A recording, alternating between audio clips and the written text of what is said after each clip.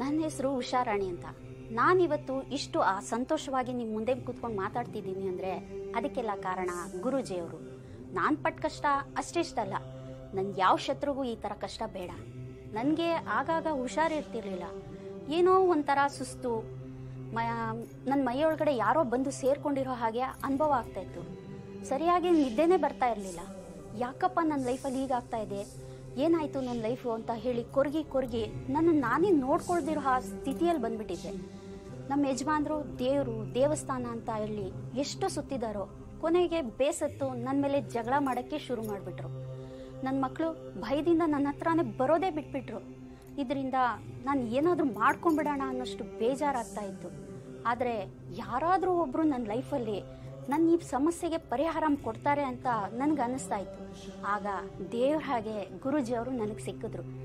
ಆದರೆ ನಾನೇನು ನಂಬ್ತಾ ಇರಲಿಲ್ಲ. ನನ್ನ ಹಾಗೆ ಸಮಸ್ಯೆ ಇರೋರೊಬ್ಬರು ಗುರೂಜಿಯವ್ರನ್ನ ನೋಡೋದಕ್ಕೆ ಬಂದರು. ಆಗ ಆ ಹುಡುಗಿ ಮೇಲೆ ಮಾಟ ಮಂತ್ರ ಆಗಿದೆ ಅಂತ ಗೊತ್ತಾಯಿತು. ಇವಳು ಹೆಚ್ಚು ದಿನ ಬದುಕೋದಿಲ್ಲ ಅಂತ ಎಲ್ಲರೂ ಹೇಳ್ತಾ ಇದ್ರು. ಒಂದು ವಾರ ಆದಮೇಲೆ ನೋಡಿದ್ರೆ ಆ ಹುಡುಗಿ ತುಂಬ ಚೆನ್ನಾಗಾಗಿದ್ಲು. ಯಾವ ದೇವ ಪೀಡೆ ಪಿಶಾಚಿನೂ ಇಲ್ಲದೆ ಆರಾಮವಾಗಿದ್ದದನ್ನ ನಾನು ನನ್ನ ಕಣ್ಣಾರ ನೋಡಿದೆ. ಆಗ ನಾನು ಗುರೂಜಿಯವ್ರನ್ನ ನಂಬಿದೆ.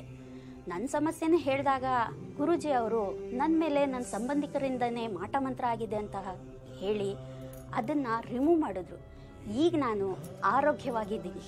ಇದಕ್ಕೆಲ್ಲ ಕಾರಣ ಗುರೂಜಿಯವರು. ಅವ್ರಿಗೆ ಥ್ಯಾಂಕ್ಸ್ ಹೇಳೋದಕ್ಕೆ ಇಷ್ಟಪಡ್ತೀನಿ.